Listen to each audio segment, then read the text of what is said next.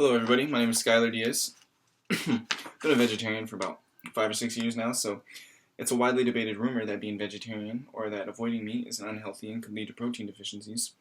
So today what we're going to be talking about is how more people should take into consideration that many recent studies at top medical schools have found significant links between red meat and their effects with health. Today we're going to be looking specifically at the health risks and relations between eating red meat and the major diseases associated with that practice. My great-grandmother was the matriarch of my family when I was growing up. She successfully battled breast cancer twice, but after the second battle, she was weakened and soon passed to other unrelated health conditions. She also happened to cook noodle and traditional Mexican food containing red meat every week.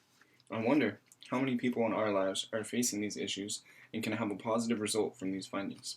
It's perhaps in our best interest to take health into consideration at an early age and discover what we can do to balance our intake of nutrition and to better prepare ourselves for serious health risks that face us in the future.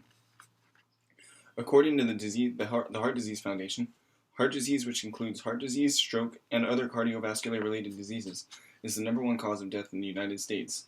That, combined with cancer, makes this relevant to every single person in this room. Many of the facts I'm using today are going to be directly from medical journals and scientific schools who have happened to conduct research on this topic. I welcome anyone after my speech or after class to contact me or ask me about sources to look up the seriousness of these diseases and to find out the effects that they're having on our communities. I'm also speaking from a personal standpoint and a personal experience with having loved ones lost from serious diseases that I'll be talking about today. So I feel like that's also a relevant situation in which many of us can sympathize with. I'm going to be going over 3 things today in specific. First, I'm going to be going over the details with the health risks associated with eating red meats. Then I'm going to be going into the alternative foods to replace red meat with. Then I'm going to be lastly going over the cultural balancing of having your health versus traditional dieting. There are many documented health risks associated with having red meat in your diet. There are 2 different major diseases that are affecting Americans today in higher numbers than ever before. One of these would happen to be cancer. Specifically more breast cancer and colon cancer, which are directly related to the eating of red meat.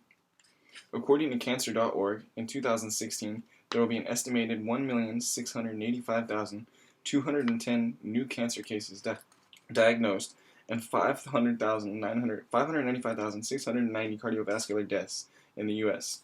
That's a pretty serious problem that I don't think any of us want to be a part of. The next major disease affecting Americans that can be reduced from cutting off red meat is heart disease.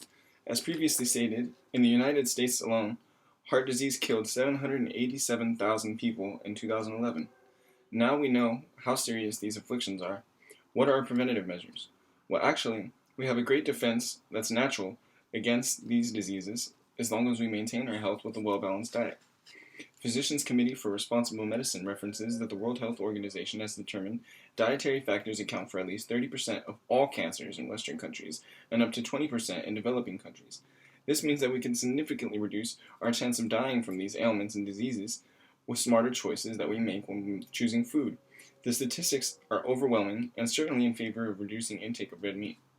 Dr. Lindsay Kobayashi states in an article on public health relations that when meat is barbecued, grilled, or otherwise cooked at a high temperature, chemical byproducts which have the potential to cause cancer are formed.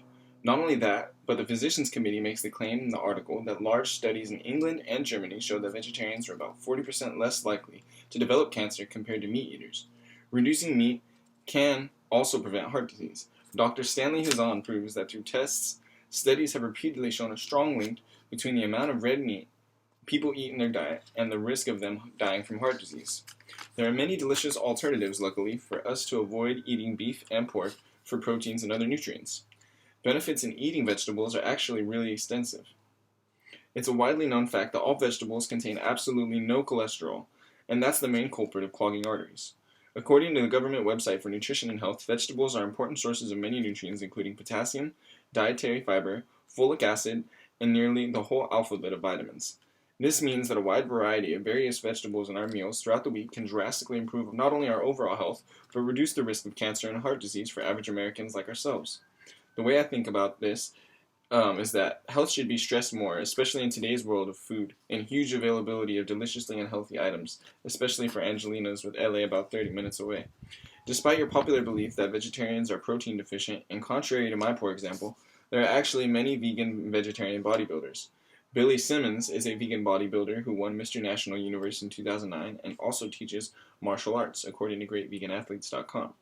There's also Amanda Reister, who won the Chicago Golden Glove Award over 4 times and holds a North American bodybuilding title. Not only do we have many great examples of excellent athletes who abstain from eating meat, but don't eat any meat at all, but there's a surplus of delicious foods to get your nutrition out there. According to CookingLight.com, the next time you're hungry, instead of something that might risk your future health, you can munch on quinoa, lentils, cauliflower, pumpkin seeds, beans, peanut, almond butters, and other butters, seitan, and marinated jackfruit. Those are just a few examples of naturally high in protein foods that can reduce your risk of heart disease and are good for your overall health in general. Although eating meat is culturally ingrained into many of our lives at a very early age, it would be a serious benefit to all of us if we were to legitimately question the practice of eating red meat regularly and the health risks that are involved.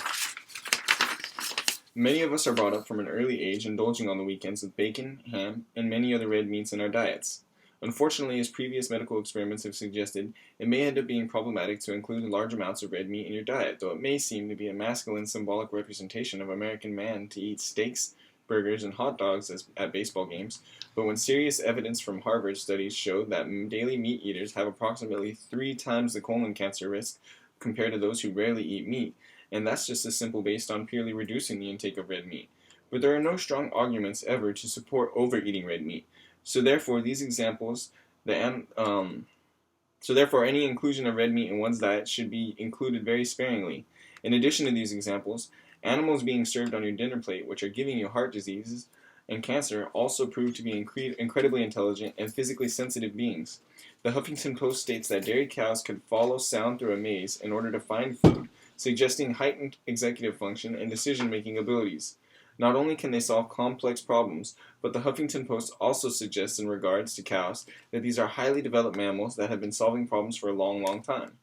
A study conducting experiments on cows states in an article, if anything, it reflects poorly on us that we're surprised that these animals are smart. Of course these animals are smart. We can all rest easy knowing that even if we don't have to give up our comforts of eating unhealthy foods, that just reducing them from your overall diet can actually reduce your risk for painful and heartbreaking diseases that plague many lives today. There are not only many reasons to reduce the intake of red meat, but there are a vast variety of delicious replacements and alternatives to look for and go through. And the more demand for vegetarian alternatives, the more they will hopefully become culturally normative. I hope the information brought to you guys today helped to challenge maybe some of the previously reinforced skepticism of eating meat, and I also hope that you all take health and nutrition into consideration in your everyday lives. Thank you.